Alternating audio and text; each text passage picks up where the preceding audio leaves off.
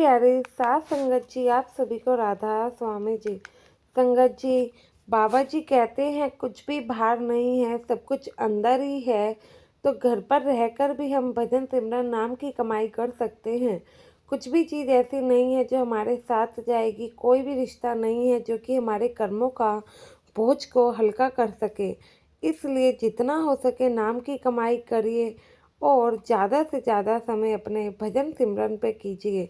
ऐसे ही बाबा जी कहते हैं, अगर हम अपने मन में किसी चीज़ को बिठा लें तो वह सच ना होते हुए भी सच हो ही जाती है। साथ संगत जी, अगर आप इस चैनल पर पहली बार आए हो तो ऐसे ही बाबा जी से जुड़ी हुई घटना सुनने के लिए चैनल को सब्सक्राइब जरूर करें जी। गुरु प्यारी साथ संगत जी, ये घटना एक सत्संगी परिवार की है जो कि पहले से सत्संगी तो नहीं था। यह किराए के मकान में रहा करते थे। बहुत सालों तक जब इन्होंने किराए के मकान में रहे तो उसके बाद इन्होंने थोड़े से पैसे जमा करके और छोटा सा बैंक से लोन लेके अपना घर खरीद लिया। जब इन लोगों ने अपना घर खरीदा तो ये लोग बेहद ही खुश थे, क्योंकि अपना घर खरीदने की खुशी तो अलग ही होती है। जब इन्होंने घर खरीदा तो गृह प्रवेश में पंडित जी से हवन भी करवाया और फिर उसके बाद ये लोग उसी घर में रहने लगे। इनके परिवार में हस्बैंड वाइफ, इनकी माँ और 2 बच्चे थे। जब ये सब लोग अपने नए घर में शिफ्ट हुए तो पहले ही दिन इन्हें वहाँ अजीब सी कुछ चीज़ होने का एहसास होने लगा। पर ये लोग कुछ भी समझ नहीं पा रहे थे कि इनके साथ क्या हो रहा है। कभी सोच रहे थे क्या पता वहम है या फिर सच में हो रहा है, कुछ समझ नहीं आ रहा था। क्योंकि कभी कभी नई जगह पर कुछ जब हम लोग जाते हैं तो कुछ अजीब सा लगता है, वहाँ की कुछ चीज़ें अजीब लगती है, कुछ वाइब अच्छी लगती है या नहीं लगती है, तो हम डर जाते हैं। पहला दिन तो इनका ऐसे ही कट जाता है। अब दूसरे दिन फिर से इन्हें उस घर में अलग सी वाइब आने लगी। ये लोग पूरा परिवार ऐसे महसूस कर रहा था कि जैसे बहुत सारी नेगेटिविटी एनर्जी इस घर में है या कुछ चीज़ तो है जो कि इन्हें परेशान कर रही है। रात को ये लोग बिल्कुल ठीक से नहीं सो पाते थे क्योंकि घर में एक अजीब से डर का माहौल बन गया था। कोई रूम से किचन जाने तक में ही डर इन लोगों को लग जाता था। ऐसे ही कुछ दिन बीत गए और इनके साथ और भी बुरे बुरे एहसास होने लगे। अब इन्हें लगा कि इनके 5 लोगों के अलावा भी कोई और है जो कि इस घर में अवेलेबल है। तो इन्होंने इस बात का जिक्र उसी पंडित से किया जिससे इन लोगों ने गृह प्रवेश करवाया था। ये बताते हैं कि हमने ऐसे आपसे गृह प्रवेश करवाया था, तब तो आपको भी ऐसा कुछ लगा नहीं है, आपने हमें बताया नहीं। तो पंडित कहता है कोई बात नहीं, गृह प्रवेश की पूजा तो हो गई है, फिर से एक हवन कर देते हैं, सब ठीक हो जाएगा। इन लोगों ने फिर से पूजा करवा ली। पूजा के बाद 1 से 2 दिन सब ठीक चला। 2 दिन बाद और भी ज़्यादा भयंकर एहसास इन लोगों को होने लगे। यह लोग कमरे का पंखा बंद करते तो वह अपने आप ही चलने लग जाता। कई कई बार तो इंसान ऐसे ही सोचता है क्या पता हम ही लोग ये काम करना भूल गए होंगे। और भी ऐसे काम थे जो ये लोग कहते कि हमने नहीं किए पर फिर भी हो रहा है। पर ये लोग यही कह के बार बार टाल रहे थे कि हो सकता है हम में ही कुछ दिक्कत हो, हमारे ही याददाश्त में कमज़ोरी आ रही हो। इनकी 2 साल की बेटी जो पहले खेलती रहती थी, अब वह हर समय रोती रहती थी। कभी रसोई की गैस अपने आप चालू हो जाती थी तो कभी बच्चे खेलते खेलते बिना किसी बात के रोने लगते और माँ बाप का जरा सा भी कहना ना मानते। यह लोग पूरा परिवार फिर से पंडित के पास जाता है। पंडित इन्हें एक मंत्र जप करने के लिए कहता है।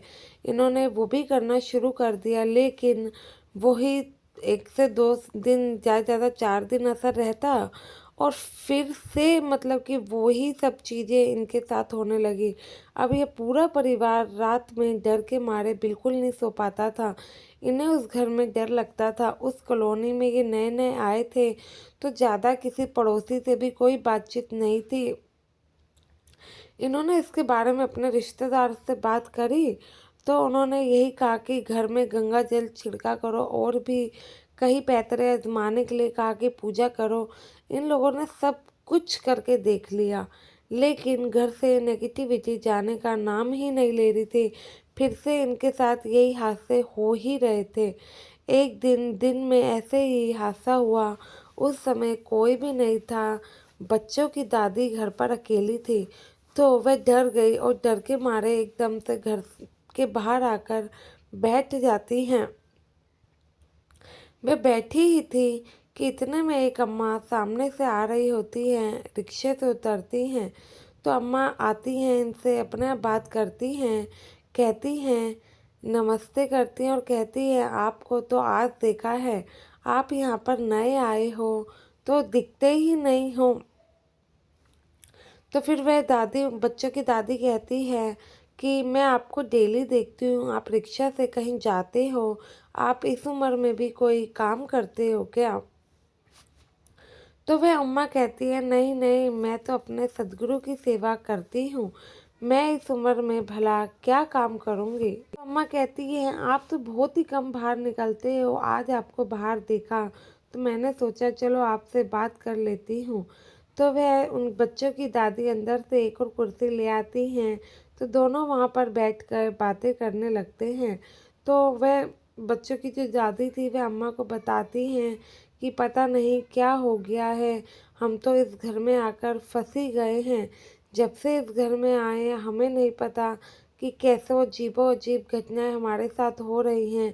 क्या इस घर में जो लोग पहले भी रहते थे उनके साथ भी कुछ ऐसा हुआ है? तो अम्मा कहती है, नहीं ऐसा तो मैंने भी पहले नहीं सुना। तो वह बच्चों की दादी अम्मा को बताती है कि हम हर जगह माथे टेक के थक चुके हैं, लेकिन हमें कुछ भी फर्क नहीं पड़ रहा, क्या कुछ नहीं हमने किया, लेकिन हमारे घर में बिल्कुल भी बदलाव नहीं आ रहा। तो अम्मा सारी बात सुनती है और उनकी बात सुन के बताती हैं कि कोई बात नहीं, नए नए घर में शायद आपको ऐसा अजीब सा एहसास हो रहा हो। तो फिर वह बच्चों की दादी कहती है, हमें भी ऐसा ही लगा था, लेकिन बहुत समय बीत गया है, डर के मारे हमसे घर के अंदर तक नहीं रहा जाता है, पता नहीं अब इस घर का क्या ही होगा। तो बुजुर्ग अम्मा कहती हैं, आप मालिक पर विश्वास रखो, सब ठीक हो जाएगा। आप भी मेरे साथ सत्संग घर चला करो, वहाँ पे सेवा किया करो, सत्संग सुना करो। माता जी, जैसे ही बच्चों की दादी ने अम्मा के मुंह से ये बात सुनी तो वह तुरंत हाँ भर देती है और सोचने लगती है, चलो चली जाऊंगी, थोड़ा इसी बहाने टाइम भी कट जाएगा और घर के अंदर जो डर लगता है उससे भी छुटकारा मिल जाएगा। तो अम्मा के कहने पर बच्चों की दादी मान जाती हैं और कहती हैं, ठीक है, आप मेरे को बता दो आप कल किस समय जाओगे, मैं भी आपके साथ जाऊंगी। तो फिर उनकी दादी ने, बच्चों की दादी ने अम्मा के साथ जाना शुरू कर दिया। जब वे पहली बार वहाँ गई तो वहाँ जब उन्होंने देखा कि लोग सत्संग घर में सेवा कर रहे हैं तो वे बड़ी हैरान हो गई कि, और कहने लगी, यहाँ पर लोग इतनी इतनी सेवा करते हैं, मैंने तो शायद पहली बार कोई ऐसी जगह देखी है कि यहाँ लोग इतनी मेहनत लगन से सेवा कर रहे हैं। उनकी फिर बच्चों की दादी कहती है, यह कोई भगवान का घर भी नहीं है, या ना कोई यहाँ पे भगवान की मूर्ति है, तो फिर आखिर ये सेवादार यहाँ पे इतनी मेहनत क्यों कर रहे हैं। तो अम्मा समझाने लगती हैं, बिल्कुल सही बोल रही हैं, क्योंकि हम आज तक बहुत सारे मंदिरों में गए हैं, वहाँ पे इतनी सेवा भाव देखने को नहीं मिलता है। तो अम्मा उस बच्चों की दादी को भी सेवा दिलवा देती हैं और खुद भी सेवा करने लग जाती हैं। अब गुरु घर की सेवा करते करते उनमें खुद ही अपने आप ही पॉजिटिव वाइब्स आने लगती हैं। जब वह घर जाती हैं तो अपने साथ एक पॉजिटिव वाइब को ही घर लेकर जाने लगती हैं। घर में अब जो नेगेटिव एनर्जी थी वो धीरे धीरे शांत होने लगती हैं। घर में अचानक से इतने बदलाव होने लगे।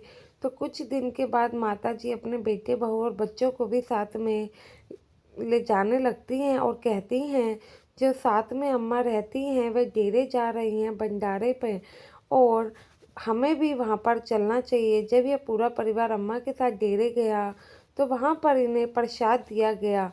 तो फिर अम्मा ने सलाह दी और कहा कि इस प्रसाद के 2 दाने अगर आप सब रोज खाएंगे तो आपके घर तो क्या आपके अंदर भी कभी कोई नेगेटिव एनर्जी नहीं आए और किसी भी नेगेटिव एनर्जी को वहाँ पर जाना पड़ जाएगा। बस आपको विश्वास रखना है और विश्वास के साथ ही खाना है।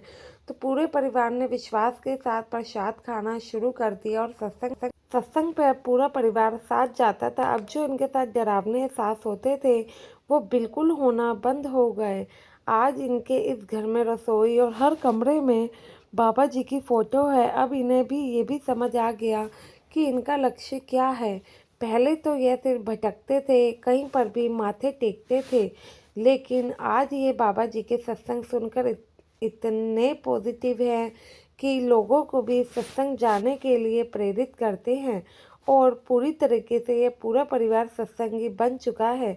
साथ संगत जी, हम चाहे कहीं पर भी भटक ले, अगर सदगुरु ने हमें अपनी ओर लगाना है तो वो कहीं से भी ढूंढ के लगा ही लेंगे। कोई ना कोई बहाना बनाकर अपनी तरफ खींच ही लेते हैं, क्योंकि एक पूर्ण तंत्र जब हमारे पास होते हैं तो मालिक से जितने ही रूहों को तारने की जिम्मेवारी लेते हैं उनको तो अपने साथ लेकर ही जाते हैं।